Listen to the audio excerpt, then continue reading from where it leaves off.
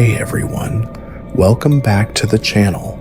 I hope you have your lights turned on for this one. Today we are heading into the deep, mist-covered history of China to talk about a figure that terrifies people not because of how she looks, but because of what she takes from you. We are talking about the legend of Meng Po, the Lady of Forgetfulness, who stands guard on the bridge between life and death. But what happens when the living accidentally stumble upon her domain? Or worse, when a soul refuses to drink her soup? There is one account in this collection involving a hospital room that makes me question every near-death experience I've ever heard of. Stay with me until the very end of the video, because I'm going to break down the terrifying cultural reality behind why Chinese elders warn you never to remember your past lives and the dark consequences if you do. Our first story comes from a traveler named Wei, who spent time backpacking through the ancient towns of Hunan province. This is his account of a rainy night in Fenghuang. I have always been drawn to the old parts of China. There is a specific atmosphere in the ancient river towns that you just cannot find in the concrete sprawl of Beijing or Shanghai. I was staying in Fenghuang, a town famous for its stilt houses hanging over the Tuo River. It is beautiful by day, but at night, when the red lanterns reflect off the black water and the fog rolls down from the mountains, it feels like a different world entirely. It was late, past 1 in the morning. I had been out at a bar with some other travelers, but I left early because I had a headache. The hostel was on the other side of the river, requiring me to cross one of the narrow stone bridges. As I walked, the fog became unnaturally thick. It wasn't just mist, it felt heavy, like wet wool pressing against my face. The sounds of the bar street faded away much faster than they should have, replaced by the sound of rushing water that seemed to be coming from beneath me, even though I was walking on a paved alleyway, not a bridge. I realized I had taken a wrong turn. The alley was narrow, flanked by high stone walls that seemed to absorb the light from my phone flashlight. I felt a sudden, intense thirst. It was an unnatural, parched feeling, like I had been walking in a desert for days, despite the damp air. Up ahead, I saw a dim yellow light. As I got closer, I saw it was a small, open front stall, the kind you see in very old countryside villages. A wooden counter, a few stools, and a large iron pot bubbling over a charcoal stove. An old woman stood behind the pot. She was wearing traditional clothing, but it looked tattered, gray, and colorless. I approached, thinking I could buy a bottle of water. The smell coming from the pot was intoxicating. It smelled like herbs, but also like rain, and strangely, like my grandmother's house. It was a smell that made me feel incredibly heavy and tired. I asked the woman if she sold water. She didn't look up. She just ladled some of the broth into a cracked ceramic bowl and slid it across the wooden counter. Her hands were incredibly pale, almost translucent. "Drink," she whispered. Her voice sounded like dry leaves scraping together. "It will help you rest." I reached for the bowl. I was so thirsty, but as I lifted it, the steam hit my face, and for a split second, the fog in my mind cleared. I looked down into the broth. It wasn't soup. Swirling in the dark liquid were reflections, but not of my face. I saw myself, but I was wearing different clothes, armor from a different century. Then I saw myself drowning. Then I saw myself burning. I dropped the bowl.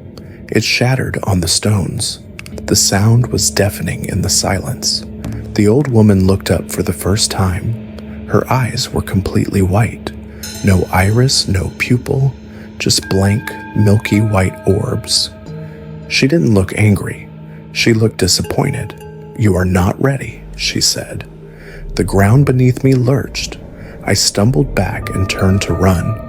I ran blindly through the fog, my lungs burning until I tripped and fell hard onto asphalt. When I looked up, I was back on the main riverwalk, right in front of my hostel. The fog was gone. Here's the part that keeps me up at night. When I got back to my room, I went to the bathroom to wash my face. I looked in the mirror, and for a second, I didn't recognize the person staring back. It took me a full minute to remember my own name. And even now, years later, there are huge chunks of my childhood that are just gone. It's like the steam from that bowl erased them. I constantly have this nagging feeling that I was supposed to drink it, and because I didn't, I'm carrying memories that don't belong to me, and losing the ones that do. That story unnerves me because of how easily the supernatural blended with the physical world. But our next story moves from a chance encounter to something much more intrusive. This comes from a family in a rural village in Yunnan province concerning their young son. My name is Lee, and I am writing this because we do not know what to do about my son, Bo. He is 6 years old now, but the trouble started when he was 4. In our culture, we often joke about children having old souls, but with Bo, it was never a joke. It started with his nightmares. He would wake up screaming in a dialect we didn't speak, an old dialect from the north, thousands of miles away from Yunnan.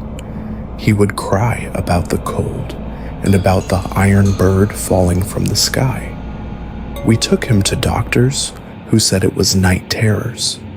We took him to a local medium who burned paper money and told us to clean our ancestors' graves.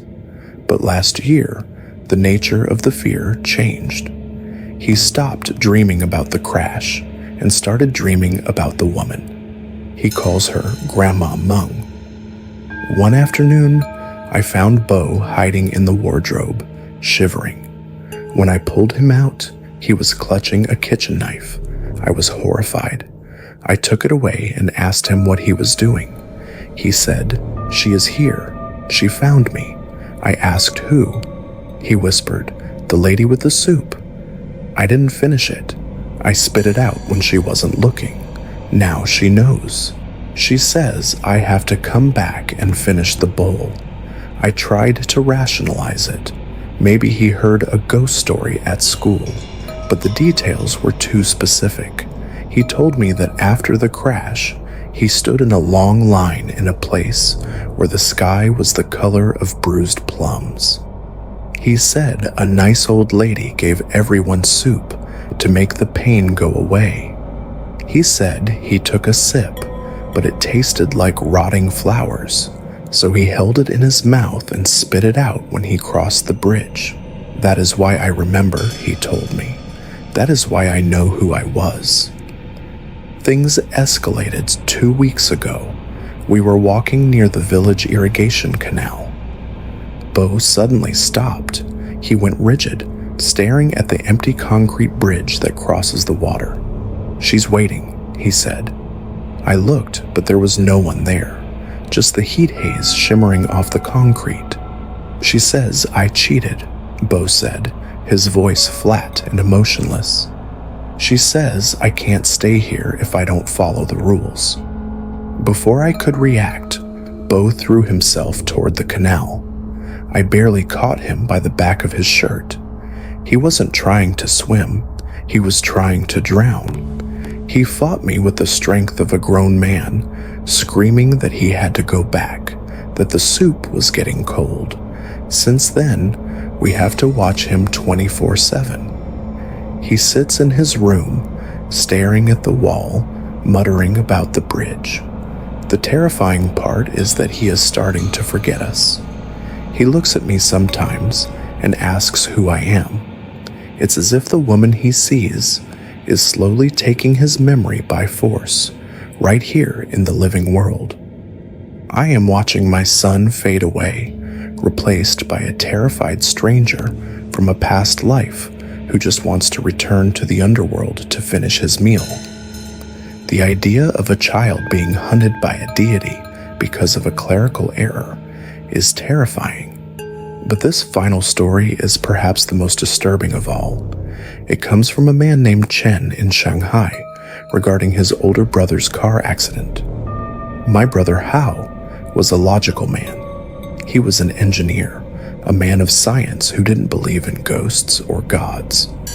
Last year, he was involved in a massive pileup on the elevated highway during a thunderstorm.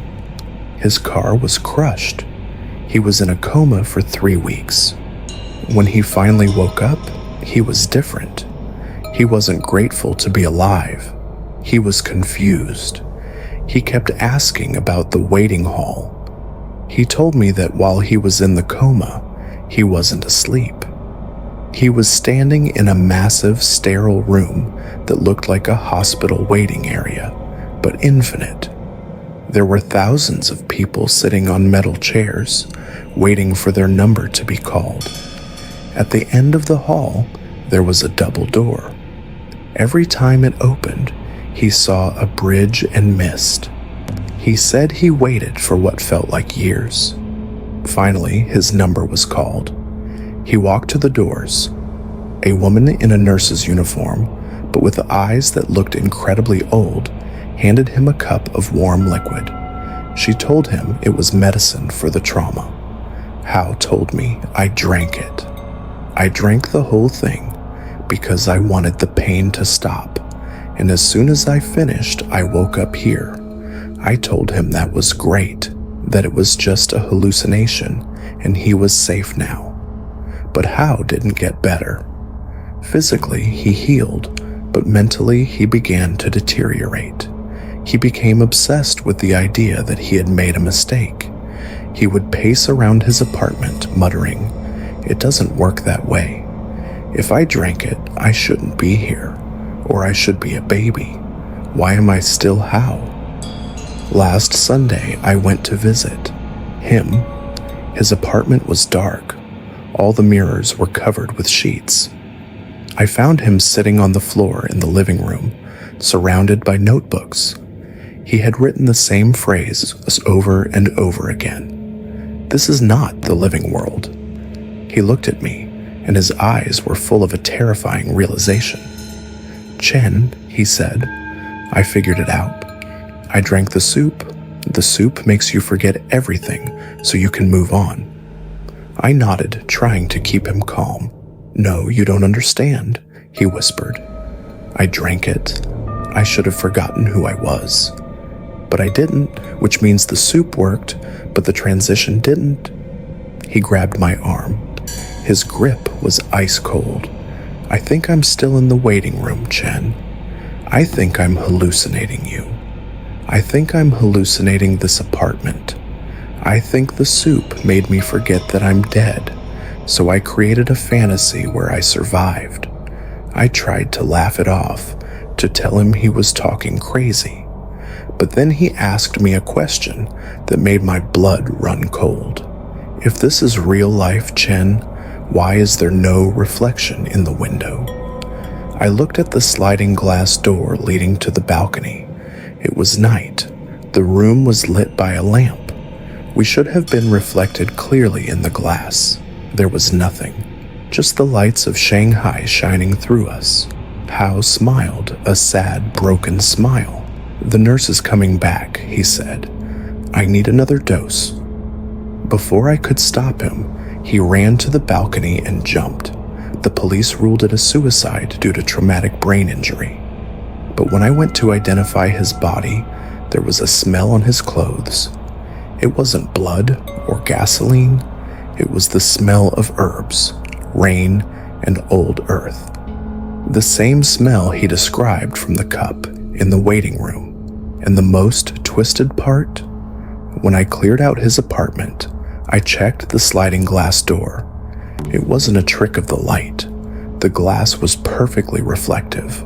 I could see myself clearly, which means when Hao looked and saw no reflection, he wasn't seeing the glass. He was seeing through the veil, realizing that the version of him that survived the crash was just a fading memory in the mind of a dying soul. So what is the reality behind these stories? In Chinese mythology, Meng Po waits on the Naihei Bridge in Deyu, the realm of the dead. Her task is to brew the soup of forgetfulness. It is said to taste like the 5 flavors of life: sweet, bitter, spicy, sour, and salty. Every soul must drink it to purge their memories before reincarnation. If you remember your past life, it is considered a glitch in the cosmic order, a burden that the human mind isn't meant to carry. The belief is so strong that in some parts of rural China, if a child speaks of a past life, elders will perform rituals to close the eye to protect the child from madness. From a rational perspective, these stories can be explained by psychology. The first story is likely a case of dissociation or fugue state brought on by travel exhaustion. The second story, about the child, fits the patterns of false memory syndrome, where a child internalizes stories they've overheard until they believe them to be real. And the final story is a tragic example of Capgras delusion or Cotard's syndrome, a rare mental illness where a person holds a delusional belief that they are already dead, do not exist, or have lost their blood and internal organs. But even with those explanations, you have to wonder, why is the archetype of the old woman at the bridge so consistent across thousands of years? Why do people who have never met all describe the same smell of herbs and rain? What do you think happened? Let us know in the comments below. And don't forget to subscribe for more true ghost stories from across Asia.